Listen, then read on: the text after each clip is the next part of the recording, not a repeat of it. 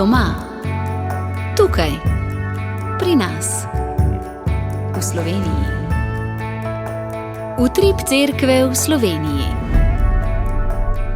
Pozdravljeni, cenjeni poslušalci. Na današnjo nedeljo dobrega pastirja bomo v cerkvi na Slovenskem sklenili teden molitve za duhovne poklice.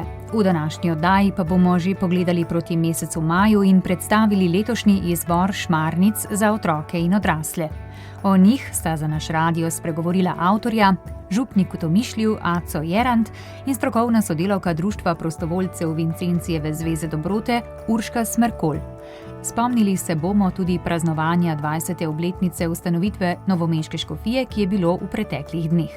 K poslušanju vas vabim Petra Stopar. Radijska oznanila. Svetniki v tem tednu. Jutri goduje Cita devica, Hozana kotorska devica in Kastor mučenec. V torek Peter Šanel duhovnik in mučenec, Ludvik Monfortski redovni ustanovitelj in pa Ciril beloruski škof. V sredo Katarina Sienska devica in cerkvena učiteljica, pa Robert Flamski opat. V četrtek goduje Pi peti papež, Jožef Kotolengo redovni ustanovitelj in pa Rozamunda spokornica. V petek je praznik Jožefa Delavca. V soboto goduje Atanazij Veliki, škof in cerkveni učitelj, Celestin mučenec in Mafalda devica. V nedeljo godujeta Filipin Jakob mlajši apostola, Teodozi kijevski menih, Juvenal škof, prihodnja nedelja bo 5. velikonočna. V današnjem gospodovem dnevu. V Odrancih v tamkajšnji župnijski cerkvi Svete Trojice bosta ob 8. in 10. sveti maši ob obletnici smrti božjega služabnika Alojzija Kozarja. V Slovenskih Konicah bodo slovesno blagoslovili obnovljeno ploščad pred cerkvijo svetega Jurija in ob tem obeležili 880-letnico prve omembe župnije. Slovesnost blagoslova in svetomašo ob 10. bo vodil mariborski nadškof metropolit Alojzij Cvikl, ki obhaja obletnico posvetitve v nadškofa. V Preski oziroma v podružnični cerkvi Svete Marjete Antiohijske v Žlebeh bo o 15. uri pritrkovalsko srečanje. Ponedeljek. V Peterlinovi dvorani v Trstu bo ob 20:30 pogovorni večer ob monografiji Naši temelji in okviri, Slovenci in Slovenija v zgodovini. Pogovor z gosti dr. Alešem Maurom, dr. Renatom Podbersičem in dr. Vanjo Kočevarjem bo vodil dr. Boris Golec. Torek. V Dolnjem Logatcu, tamkajšnjem medgeneracijskem domu Marije in Marte, bo ob 19:30 pogovorni večer z zgodovinarjem Renatom Podbersičem z naslovom Nemir v sveti deželi. Petek. V petek bo praznik svetega Jožefa Delavca, hkrati prvi petek z začetkom vsakoletne šmarnične pobožnosti, ob tem se bomo spominjali tudi 35. obletnice ustanovitve slovenske Karitas. V Celju pri svetem Jožefu pa bo ob 8. uri romarski shod z romarsko svetomašo, ki bo tudi ob 10. uri, slednjo, ki bo slovesna, bo daroval dr. Viljem Lovše. K tej maši še posebej vabljeni jubilanti okroglih obletnic porok od 5 let naprej. Ob 10:30 bo pri Svetem križu nad belimi vodami prvomajski romarski shod s sveto mašo. Župnija Sveti Peter pod Svetimi gorami pa vabi ob 11. v tamkajšnjo podružno cerkev Matere Božje na Svetih gorah na romarski shod. Sveto mašo bo daroval nadškof Stanislav Zore. Zvečer ob 19. pa bo pri frančiškanih na Tromostovju pri Marinem oznanjenju sveta maša za uspeh beatifikacije božje služabnice učiteljice Veronike Lestan. To bo že 26. od 30 svetih maš, ki jo pripravlja pobuda Vseposvojitev za slovenske mučence, žrtve totalitarnega nasilja, ki so v postopku za beatifikacijo. Sobota.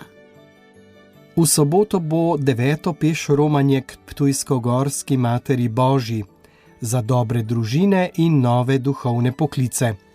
Iz smeri Maribor bo začetek ob 7:30 v župnijski cerkvi v Hočah pri Mariboru.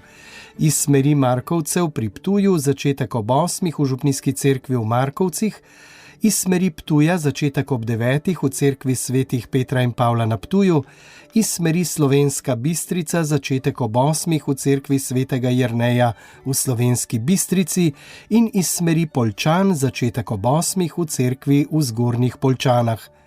Sveto mašo za vse skupine bo ob 16. uri vodil ob somaševanju nadškof Alojzij Cvikl. Nedelja.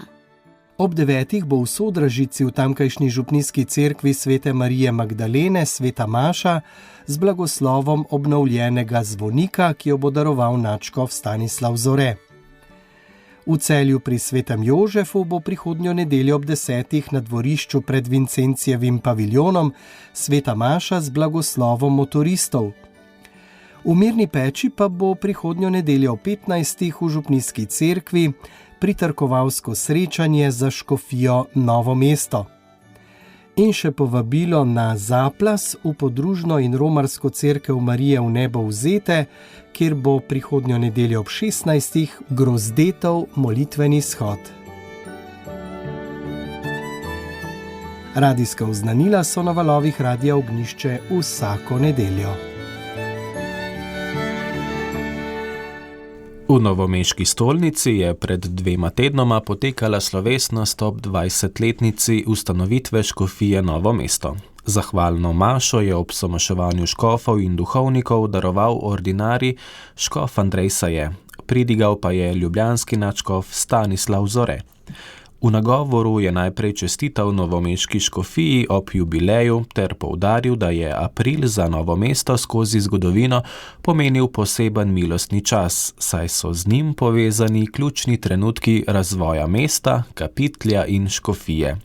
Spomnil je na ustanovitev Novega mesta leta 1365, na ustanovitev kolegiatnega kapitlja leta 1493 in na ustanovitev novomeške škofije 7. aprila 2006. Ob tem je poudaril, da se vse to zgodovinsko dogajanje v resnici začenja pri velikonočnem oznanilu o ustalem Kristusu, iz katerega je zraslo življenje cerkve. Nadškof Zore je zatem dejal, da prihodnost cerkve ni odvisna od zunanje moči, ampak od zvestobe temeljnim držam prve krščanske skupnosti, nauku apostolov, občestvu, lomljenju kruha in molitvi. Po njegovih besedah to pomeni, da kristjani tudi danes vztrajajo v veri v Boga stvarnika, gradijo občestvo kljub razlikam, živijo iz Evharistije in zaupajo moči vztrajne molitve. Prav v tej zvestobi je po njegovem prepričanju zagotovilo, da bo novomeška škofija tudi v prihodnje živela, rasla in z zaupanjem gledala naprej. Z vztrajno prepričljivostjo nam to govori, da imamo mi, ki smo dediči tega zgodovinskega dogajanja, prihodnost samo, če bomo ohranjali zvestobo izročilu na način, ki ga bo zahtevala prihodnost. In tudi Novo mesto ima prihodnost le, če bo stanovitno v nauku apostolov, v občestvu, v lomljenju kruha in molitvah. Kaj pravzaprav to pomeni? Živimo v času, ko nas prepričujemo, da moramo po svoji svobodi, prej bi rekel, po svoji samovoljni izbiri urejati svet. Ko nas prepričujejo, čeprav tega ne povedo izrecno, da je vsak človek stvarnik in da vsak človek ustvarja samega sebe in svoje življenje, kakor pravi papeški pridigar Erik Varden. Mi pa vztrajamo v nauku apostolov, da je Bog ustvaril svet. Ni preprosto, je pa nujno potrebno. Ustvarjeni oskrbniki smo, ne stvarniki. Potem moramo vztrajati v občestvu. To ne pomeni zgolj ohranjati pozitivne stvari, ki me nagovarjajo. Vztrajanje v občestvu pomeni sožitje, takšno, kakršnega sta živela Peter in Pavel, ki sta se znala silovito spoprijeti glede vprašanj, ki so zadevala nauk. Danes bi lahko rekli, da gre za vztrajanje v občestvu ob različnih pogledih in ob različnih mnenjih. In končno, vztrajanje v molitvah. Morda za nas najzahtevnejša naloga. Navajeni smo hitrih, trenutnih rešitev. Jedi, ki se skuhajo v nekaj minutah, odgovorov, ki so oddaljeni en klik računalniške miške. Molitev pa ni instant. Molitev pa je trkanje na Božje srce. Tvoje, moje, vsakega izmed nas. Trkanje na Božje srce. Za trkanje pa Jezus pravi, trkajte in se vam bo odprlo. Ne trkajte, da se vam bo odprlo, ampak trkajte, dokler se vam ne bo odprlo. In tukaj smo včasih prešibki. Odpovemo, ker ne znamo trkati, dokler se ne odpre. Se pravi, dokler ne dozorimo za odprta vrata, ki jih odpira Bog. Ob koncu slavja je zahvalo vsem zaslužnim izrekel tudi novomeški škof Andrej Saje in takole zaključil. Ko gledamo naprej, se zavedamo tudi izzivov. Manjše število duhovnikov in vernikov nas ne sme prestrašiti, ampak nas spodbuja k večji zavzetosti. Vprašati se moramo, kaj lahko vsak od nas stori. Mogoče od teh mladih tudi Gospod prebuja duhovni poklic. Župnija je del Božjega ljudstva, škofija pa občestvo, ki soustvarja življenje cerkve in sodeluje pri Božjem načrtu odrešenja. Zato z zaupanjem stopamo naprej, z vero, da nam bo Gospod dal vse, kar potrebujemo za uznanjevanje evangelija. Vse vas vabim k dejavnemu sodelovanju in povezovanju. Naj nas pri tem vodi velikonočna vera, da zlo nima zadnje besede, ker je Kristus vstal, da smrt nima zadnje besede, ker je življenje zmagalo in da tudi v našem času Bog deluje in nas kliče, da smo njegovi sodelavci.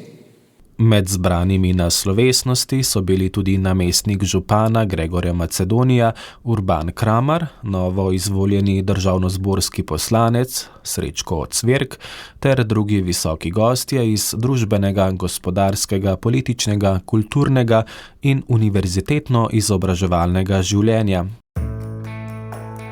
Spremljate oddajo Utrip cerkve v Sloveniji.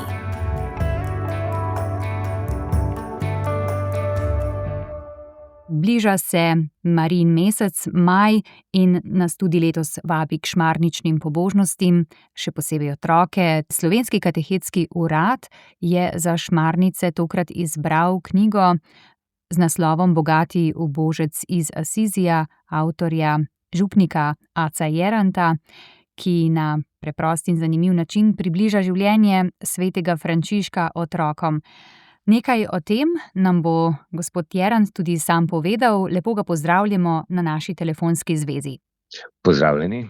Kaj vas je navdihnilo, da ste zgodbo o svetem Frančišku Asiškem predstavili prav skozi šmarnice? Torej, letos mineva 800 let od smrti svetega Frančiška Asiškega in to je bil poglavitni razlog, da sem se lotil pisanja šmarnic o njegovem življenju, ker jaz sem bil nekaj let član reda manjših bratov minoritov. V Asiziju sem preživel zelo veliko časa kot študent, vodil skupine po asiških bazilikah, tako da poznam kraje in Frančiška zelo dobro in Frančišek Asiški je za mene, bom kar rekel iskreno, največji svetnik v zgodovini cerkve. Kako ste prilagodili oziroma kakšen način pisanja ste potem ubrali, kaj ste izbrali tisto iz življenja svetega Frančiška, da ste ga približali otrokom skozi šmarnice, hkrati pa da ste tudi poudarili to njegovo globoko sporočilo, ki živi med nami tudi danes? Torej, za otroke je najbolj luštno pa najlepše pisati, ker otroci se vedno zgledujejo, primerjajo z raznimi osebnostmi, raznimi idoli in tako naprej. Tako da sem Frančiška Asiškega hotel predstaviti kot zanimivega človeka, ki je imel načrte, ki je živel res tako življenje, kot bi si ga marsikdo želel živeti, a ne. Ampak na koncu, ko se je odločil za nov način življenja, življenje po evangeliju, pa tudi ni šlo za nek dolgočasen način življenja, ampak zelo pestro, zato so notri tudi zgodbe, recimo o umbrijskem volku, pa pridige pticam. Tako da sem predvsem določene dogodke iz njegovega življenja, ki so po moji oceni za otroke zanimivi, sem jih hotel predstaviti in jim približati, tako da Frančiška spoznajo kot svetnika, ki je živel polno in je zelo zanimiv tudi še danes. Imate mogoče vi del, ki vam je še posebej pri srcu in zakaj? Jaz sem ljubitelj živali, sploh pa psov, veste, in moj najljubši dogodek je dogodek z umbrijskim volkom. Tako da, ko sem bil sam pred leti v mestu Gubbio, je bil moj cilj v tem mestu pravzaprav obiskati grob tega volka, ki ga ima v cerkvi, ne. Tega volka so potem v cerkvi pokopali, tako da še nisem slišal za kakšno drugo žival, da bi bila na takem kraju pokopana. Ampak ja, ima svoj grob, svoj spomenik, tako da ta zgodba je za mene taka najbolj luštna pa najbolj fascinantna po drugi strani, ker zver je le zver, ne. Kaj vas vodi, da se zgledujete po svetem Frančišku Asiškem, po tem ubožcu iz Asizija? Pri Frančišku se mi zdi najpomembneje to, da je on hotel živeti evangelij brez dodatnih razlag, ne. Ponavadi vedno iščemo neke razlage, pa kaj je bilo mišljeno, pa kaj to v resnici pomeni. Frančišek je pa vzel evangelij dobesedno, tako kot je napisano. En tak primer je recimo to njegovo uboštvo. On je celo bratom prepovedal, da bi imeli v hiši zalogo hrane za naslednji dan, ne. On je vztrajal na tem, da Bog bo poskrbel, ne, ker Jezus v evangeliju obljublja, da naj ne skrbimo za nič, ker Bog oblači lilije na polju, skrbi za ptice pod nebom, da nobena ne strada, mi smo pa še toliko bolj vredni, a ne. In tukaj je Frančišek Boga kar tako malo za jezik prijel, ne. Si obljubil, zdaj pa da vidimo, ne. Se pravi po tem principu, in to je za mene osebno tak najmočnejši zgled pri Frančišku. No, najbolj me ravno to nagovori, a ne, da vzamemo evangelij dobesedno, da ne iščemo nekih razlag, ampak razlag zato, da bi si potem razne spreglede tudi lahko dajali, ne. Ampak če tako piše, tako je, pika, se ne rabimo nič razlagati, a ne. To je pri Frančišku tisto, ki je za mene tak najmočnejši moment, no. Mogoče, če spomniva še na tiste stvari, ki pridejo zraven te šmarnične pobožnosti, zraven šmarničnega branja. V mesecu maju je prav, da se spomnimo, da imamo v nebesih Marijo kot našo priprošnjico, kot tisto, ki je res naša besednica, ne, in pa naša srednica. To se mi zdi zelo pomembno. In pa tudi to izročanje Marije, ne, kot Slovenci, sploh smo s tem močno povezani, ne, da se izročamo v Marijino varstvo, da jo prosimo pomoči, da nam nekako odpira okna tam, kjer se vrata zaprejo, ne. To se mi zdi taka zelo pomembna stvar, in pa da sploh otroci, da Marijo v nebesih razumejo kot svojo prijateljico, kot svojo drugo mater, kot tisto, ki res je tu za njih in se morajo samo obrniti nanjo. Ponavadi smo na šmarnicah otroci na koncu dobili tudi kakšno nalogo, kakšno spodbudo. Je morda tudi v šmarnicah o bogatem ubožcu iz Asizija podobna naloga ali spodbuda? Spodbude so, bo pa vsak otrok dobil eno tako družabno igro po vzoru Človek ne jezi se. Vsak dan potem dobijo listek, ki je, ko jih zberejo 30, je ta igra kompletna, a ne, in jo potem lahko igrajo tudi kot družina, se pravi, grejo po postajah Frančiškovega življenja. Na teh kartončkih so pa potem 2 vrsti vprašanj. Eno so vprašanja iz Frančiškovega življenja, druga so pa vprašanja, ki se tičejo Marije in pa šmarničnih pobožnosti, tako da je zanimiva igra, ki je delno tudi izobraževalna in pa da se utrdi tisto, kar pri šmarnicah poslušajo. Krasno, najlepša hvala tudi za to pojasnilo. Gospod Aco Jerant, vse dobro vam želimo in hvala, ker ste nam predstavili letošnje šmarnice. Hvala tudi vam za klic in vse dobro vam želim. Spremljate oddajo Utrip Cerkve v Sloveniji.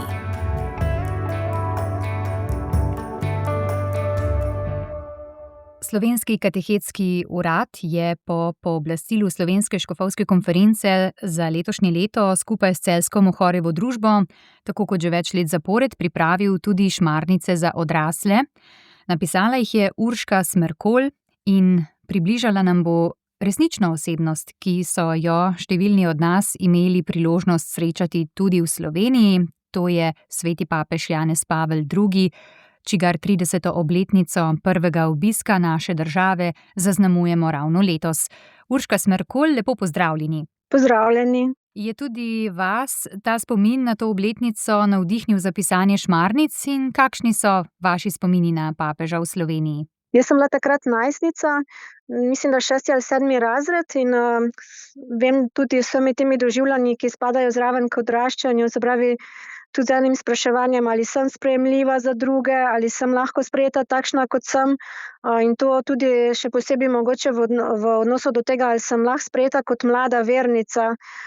In tako da mi najbolj v povezavi s temi občutki ostaja v spominu to srečanje s papežem v Mariboru, ki je bila ravno zame je bila ravno glede tega to ena potrditev, ko sem prvič mogoče doživela, da je lahko naša družina del ene velike množice, ki moli, prepeva, slavi Boga, in sem jaz imela občutek, da nas je takrat obisk papeža nekako povezal v eno veliko občestvo, nekako kot en oče, v katerem smo se zbrali in nam je dal občutek nevarnosti, pripadnosti.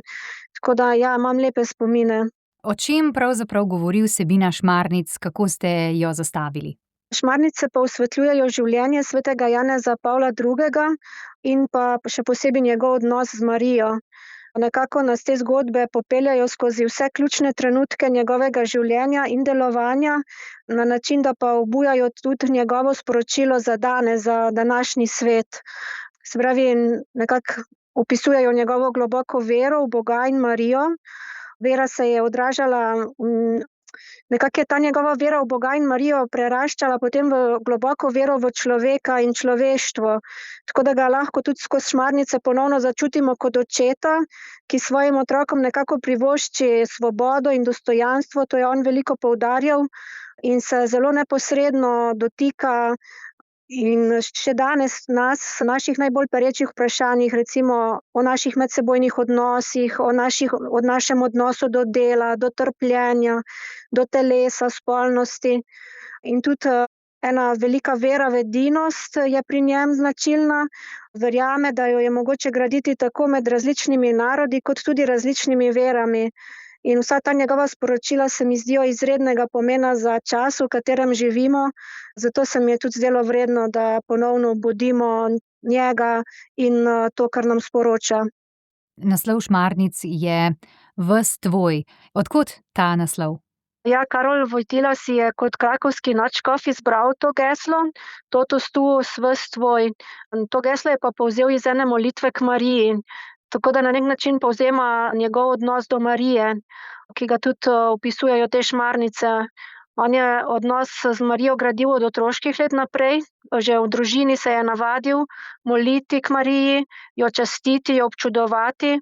Je pa zanimivo, ker se je ta njegov odnos kasneje spreminjal in nekako preraščal to samo čaščenje in občudovanje do te mere, da je postala Marija njegova sopotnica v vsakdanjem življenju.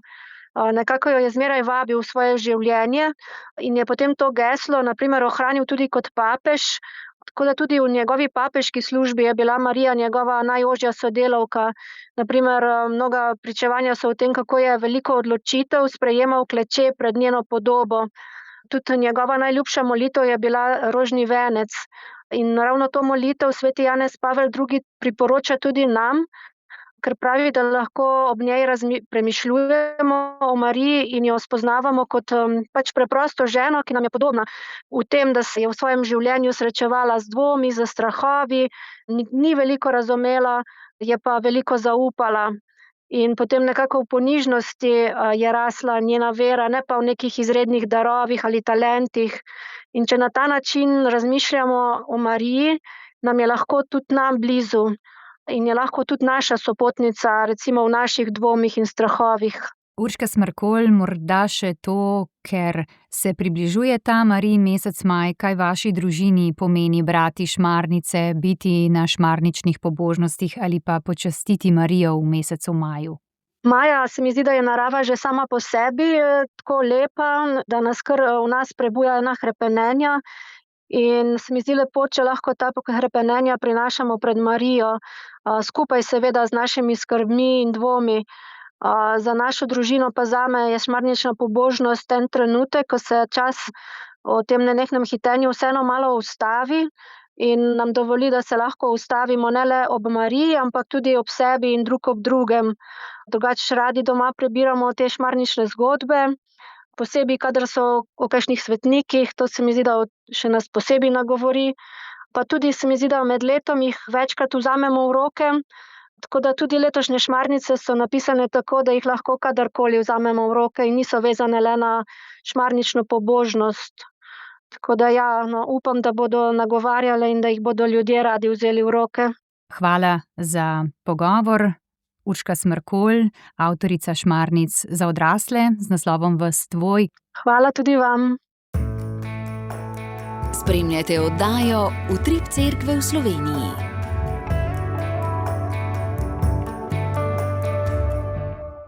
Novomeški škof in predsednik Slovenske škofovske konference dr. Andrej Saje je v sredo praznoval 60 let življenja. Presenečenje so rojaku pripravili tudi v Mirni peči. Krajani Velikega Kala in Okrljevca so mu ob rojstnem dnevu pred domačo hišo, kjer je živel, postavili kar mlaj v obliki ogromne škofovske palice in napisa 60 let. Slavljenec takega presenečenja ni pričakoval, čeprav so ga domači povabili, da pride na druženje. Ko sem pogledal to množico, me je pa kar stisnilo pri srcu, res sem vesel.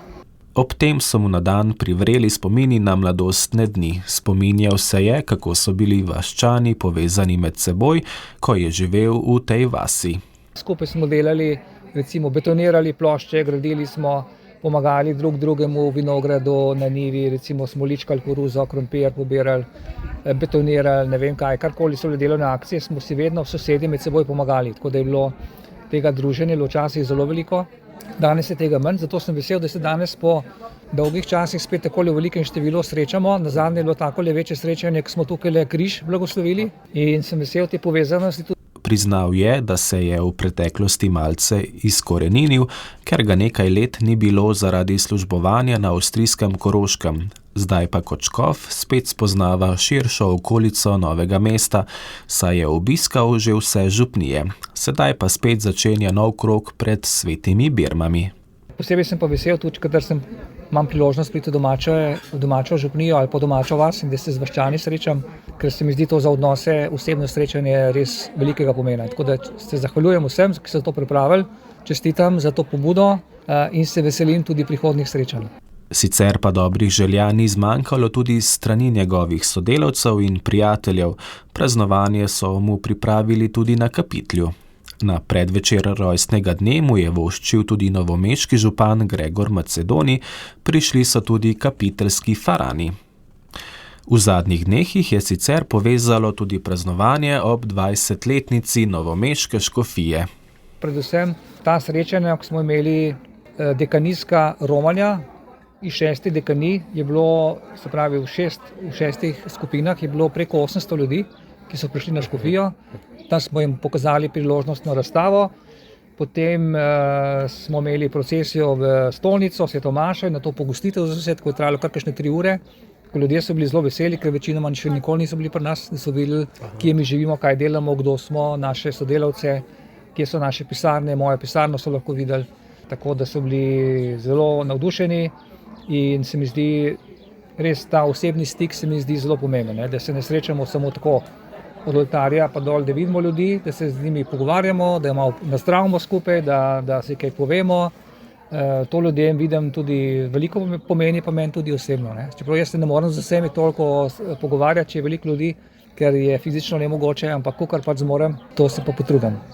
Andrej Saje bo še en mejnik prestopil 30. junija, ko bo minilo 5 let, odkar ga je papež Frančišek imenoval za novomeškega škofa. Razlogov za slavje je letos tako več kot dovolj. Škofu iskreno čestitamo tudi v radijski ekipi in se mu hkrati zahvaljujemo za njegovo predanost škofovsko služenje, ki ga zaznamujejo preudarnost, odprtost za dialog ter zvestoba evangeliju, s katerimi gradi mostove med ljudmi in utrjuje vero v našem prostoru. Naj ga tudi v prihodnje spremljajo modrost, pogum in razločevanje pri vodenju zaupanega občestva. Naj ga Sveti Duh navdihuje pri vseh odločitvah, da bo še naprej znamenje upanja, edinosti in sočutja za vse, ki so mu zaupani. Gospod Škof, Bog vas živi. To pa je tudi vse, kar sva za vas v tokratni oddaji Utrip Cerkve v Sloveniji pripravila Rok Mihevc in Petra Stopar. Želiva vam prijetno in blagoslovljeno nedeljo. Oddaja vam je na voljo tudi med podcasti in v našem audio arhivu. Obiščite radio.ognisce.si.